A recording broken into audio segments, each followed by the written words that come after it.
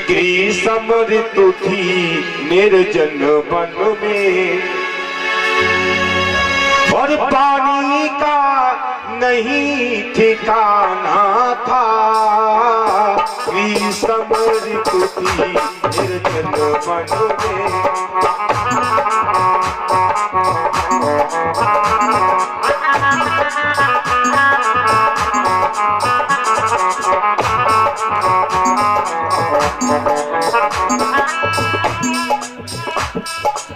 गर्मी इतनी भयानक थी कि दुनिया में पानी की तलाश कर रहे थे, जी पानी मिल नहीं रहा है।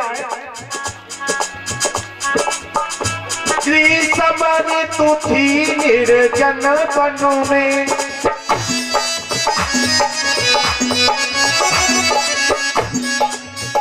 पानी का नहीं रे ठिकाना था। प्यासे थे सारे जीव जंतु, आ गई मौत मन माना था। प्यासे थे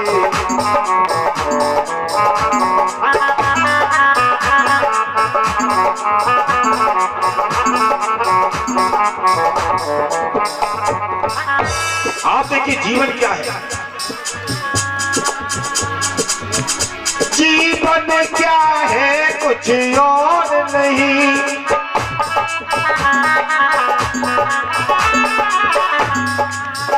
बस केवल एक पहेली है, उस निर्जन वन में घूम रही, उस निर्जन वन में घूम रही। एक हिरनी घूम अकेली है, उस निर्जन वन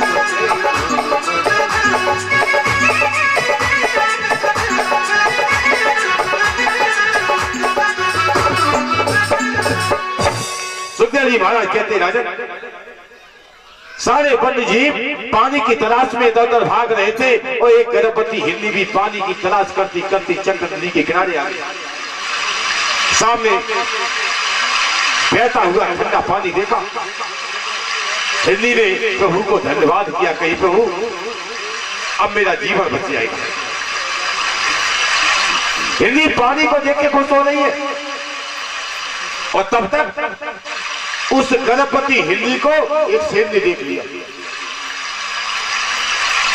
पीछे से शेर ने देखा, भूखा शेर मन में खुश हो गया, और खुश होकर शेर ने एक दहाड़ मार दी।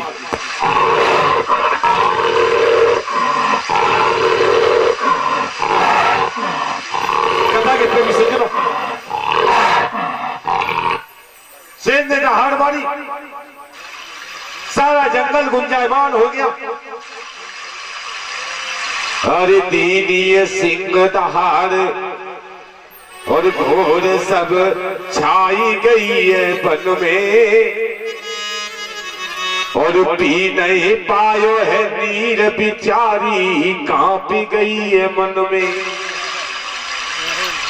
प्राण को मोह भयो है भारी, और चक्र नदी के बीच कूद गई भय बस दुखियारी। शेर की आवाज से इतनी भयभीत हुई कि प्राण रक्षा के लिए किंग कर्तव्य विमूल हो गई, सोच नहीं पाई क्या करूं। सामने चक्र नदी बह रही थी, और गर्भवती हिरनी ने नदी की धारा में छलांग लगा दी।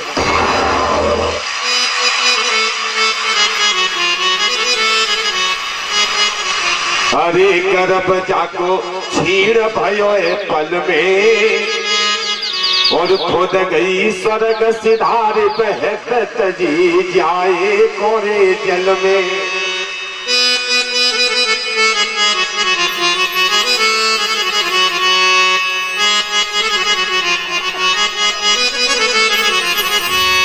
हिरनी का हृदय फट गया शेर की दहाड़ सुनकर।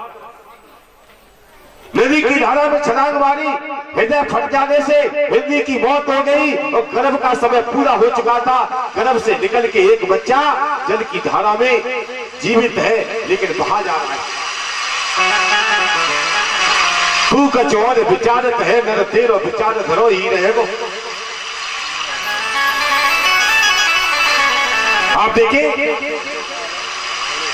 कोट उपाय करे धर के हित भाग्य लिखो तितनो ही रहे, लाख उपाय करिए क्या हम करोड़पति हो जाए नहीं हो पाओगे। भाग्य में जितना लिखा है उतना ही तो मिलेगा।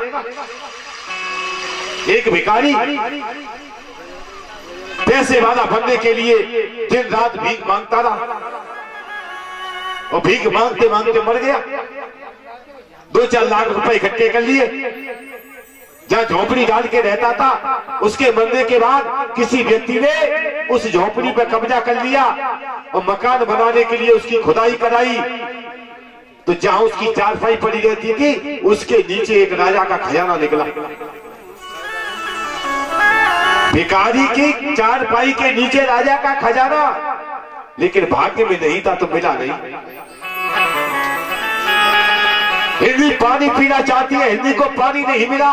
शेर हिंदी को खाना चाहता है, शेर को हिंदी नहीं मिली। शेर की दहाड़ से वन जीव भयभीत हो गए और भजन करते हुए भरत की समाधि टूट गई। भरत जी ने देखा नदी की धारा में एक हिंदी मरी है, जिंदा बच्चा उसके पीछे बहा जा रहा है। भागे, दौड़ के हिरण के बच्चे को गोद में उठाया, छाती से लगाया, नदी की किनारे आ गए। भरत जी ने एक बात सोची,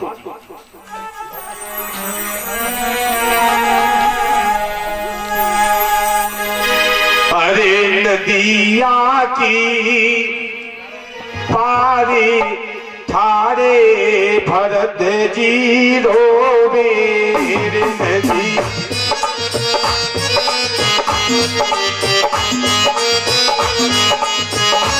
नदिया की पारी ठारे भरत जी रोवे।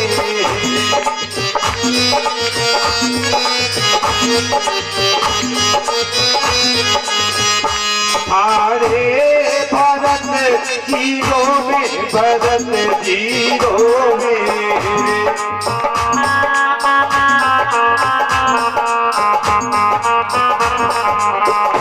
नदिया की पार ठारे भरत जी रोवे।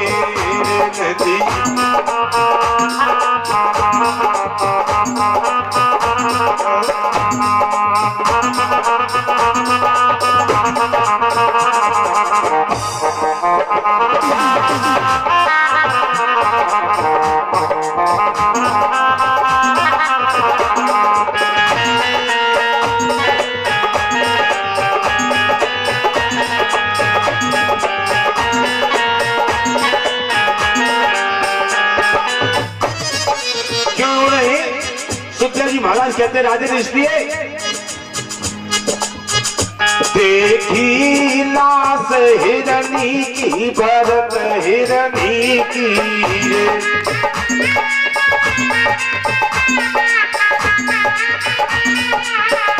देखी लाश हिरनी की, भरत हिरनी की।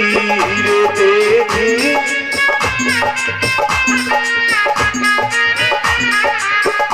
पही गई जग धार ठाणे भरत जी रोवे।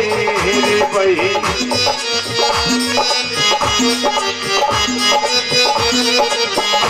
नदिया की पार ठाणे भरत जी रोवे।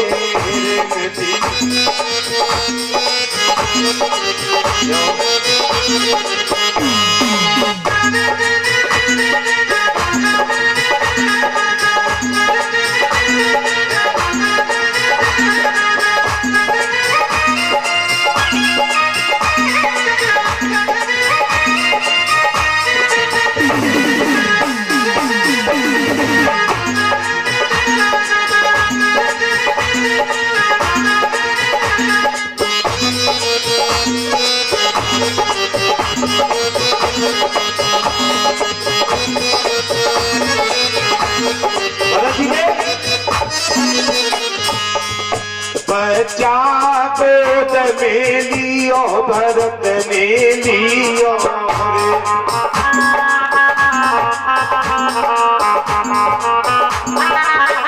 बच्चा गोद में लियो, भरत ने लियो। रे बच्चा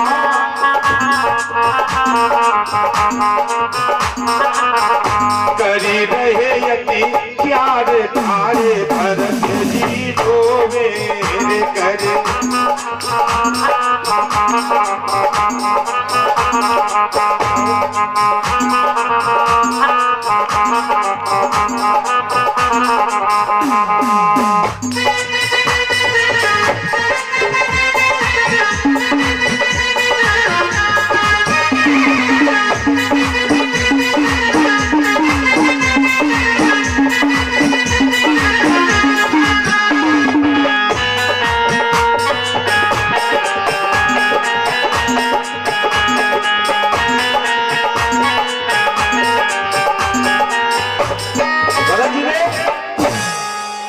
बच्चे को छाती से लगाया, रोने लगे, कहने लगे आज के बाद इस बच्चे का रक्षक कौन होगा? मैं ही तो रहूंगा इसका रक्षक। आज के बाद मैं इसका पिता हूं, मैं इसकी मां हूं। दया दिखाई, भरत आश्रम में ले आए बच्चा को, कोई बात नहीं, दया दिखानी भी चाहिए संत को। और जिस संत के हृदय में दया नहीं है वो संत है नहीं। लोग कहते हैं दया बिन संत कसाई, दया नहीं तो वो संत नहीं कसाई है। लेकिन भरत जी एक भूल कर गए, दया दिखाना भूल नहीं है, भूल ये कर गए भरत जी ये सोचने लगे कि मेरे अलावा इस बच्चे का रक्षक और कोई नहीं है। वो उस परमात्मा को भूल गए जो सारे संसार का रक्षक है, सारी दुनिया का रक्षक वो। आश्रम भी नहीं आए, भजन करते हैं लेकिन भजन में मन नहीं लगता, चित्त हिरण के बच्चा में लगा रहता है। कथा एक बात बता रही है, बड़े ध्यान से सुनना मेरी बात। किसी को घर में बसा लो अशोक भैया, ये बुरी बात नहीं है, लेकिन किसी को दिल में मत बसाओ। घर में बस गया तो एक दिन निकल जाएगा, और मन में बस गया वो तुम्हारी गति खराब कर देगा, मन से कभी निकलेगा नहीं। भरत जी ने हिरण के बच्चे को घर में बसा लिया, अच्छी बात है, लेकिन उसके साथ साथ अपने दिल में बिठा लिया। भजन करते समाधि दो तरह की, एक जड़ समाधि, एक चेतन समाधि। अभी तक चेतन समाधि लगती थी, माला लेके बैठे सीधे भगवान से संबंध हो गया। अब जड़ समाधि लगने लगी। जड़ समाधि कौन सी है? कबीर साहब लिखते हैं कि माला तो कर में फिरे और जीव फिरे मुकमाए, और मनुआ तो चौदह से फिरे फिरिए तो सुमिरन नाय। माला हाथ में, जीव मुंह में घूम रही है, राम राम कर रही है, और मन चौराहे पे खड़ा हुआ रबड़ी पी रहा है। फिर भजन काहे का है? कुछ देखिए अम्मा, देखिए बड़ी बूढ़ी घर में बैठी भजन करती है। तो भजन भी ऐसी जगह करेंगे जहाँ घर का सब सिस्टम दिखाई देता है। हांडी में दूध गर्म हो रहा है, अम्मा बैठी भजन कर रही है। कहीं आंख दिखाई दी, कुत्ता बिल्ली दिखाई दिया, आंखें खोल के देखा, आवाज लगाई, बहू बिल्ली आ गई, ये दूध को संभाल के देख लेना। और फिर राम राम होने लगा। ये भजन नहीं है। भरत जी सहज समाधि में रहने वाले थे, आज जड़ समाधि में रहने लगे। भजन करते हैं, मन में सोचते जाते हैं कहीं कोई जंगली जानवर मेरे हिरण के बच्चा को न खा जाए। आंखें खोल के देख लेते, बैठा है, ठीक है, फिर भजन करने लगे। और हिरण का बच्चा भी इतना चालाक जाता है, पंजों से पीठ खुजलाता है, सबसे रगड़ लगाता है। भरत जी डांट देते हैं तो सहम के दूर खड़ा हो जाता है। उसे सहमा हुआ देखते हैं तो भरत जी दौड़ के छाती से लगा देते हैं। ज्यों ज्यों संगति होती जा रही है, हिरण के बच्चे से प्यार बढ़ता जा रहा है भरत का।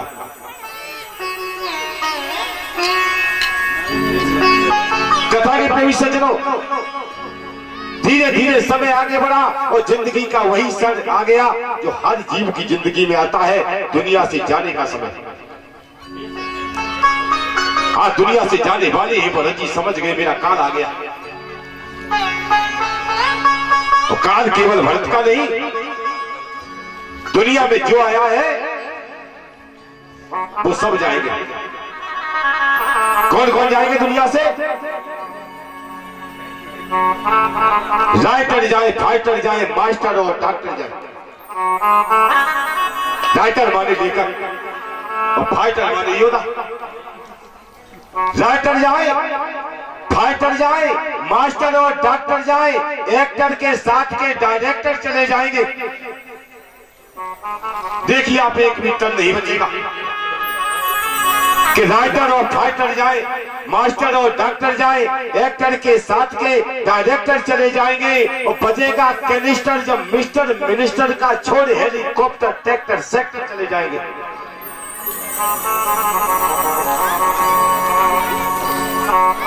एक मंत्री जी अभी थोड़े समय पहले गए थे,